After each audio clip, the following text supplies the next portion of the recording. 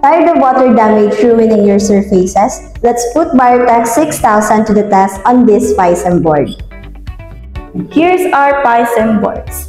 Just like the ones used in ceilings, walls, and partitions. But without proper waterproofing, it absorbs moisture leading to damage over time.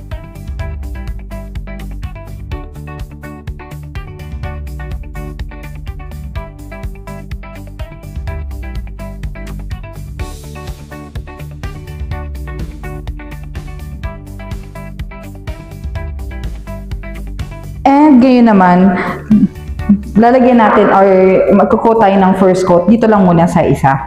First coat muna ng ating Biotex 6000. And then later, pag natuyo, magsa-second coat tayo. Itong ating Biotex 6000, meron kasi itong advanced waterproofing solution na nagke-create ng invisible para very seamless lang sa mga surface. Kaya napoprotektahan yung surface natin sa water penetration.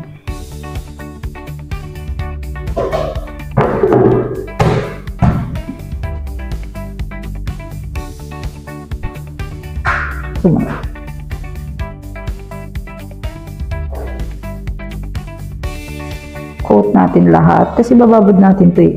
Bababad natin sa water. Yan, coat natin lang.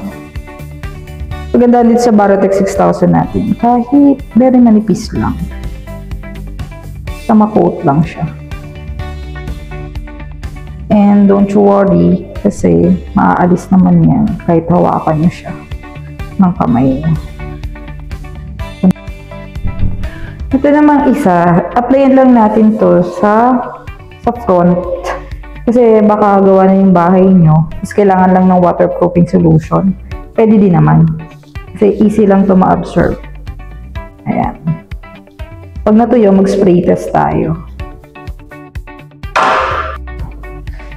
And now, after ilang minutes lang, no, na-absorb agad yung ating Biotex 6000. Second coat natin tong nauna natin, which is ito yung ibababad natin ng buo sa tubig.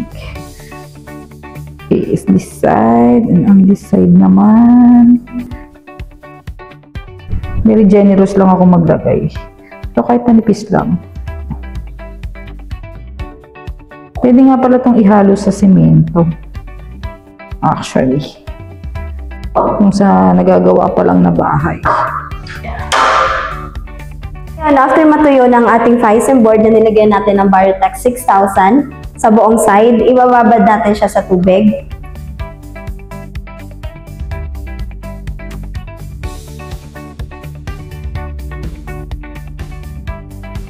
At titingnan natin kung ma-absorb niya yung tubig na nilagay natin.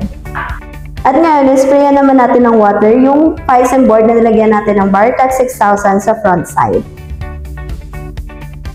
Yan. At syempre, para makita natin ang effectivity ng ating Biotex 6000, meron din kami ditong FISM board na hindi namin pa nilalagyan ng Biotex 6000 na ibababa din natin. Yan. And maghihintay tayo ng ilang minuto para makita natin yung result mamaya. So after 10 minutes, binalikan natin yung ating mga FISM board na binabad sa tubig. So kung makikita nyo, itong untreated side na FISM board, water quickly absorbs, weakening the board. So mapapansin nyo na nag-iba yung kulay niya compared kanina na bago pa lang natin siya nilagay. So ito naman nilagyan natin ng Biotex 6000. Hindi niya agad na-absorb yung tubig na nilagay natin. So makikita nyo na talagang effective ang ating Biotex 6000. Ayan, kunin na natin.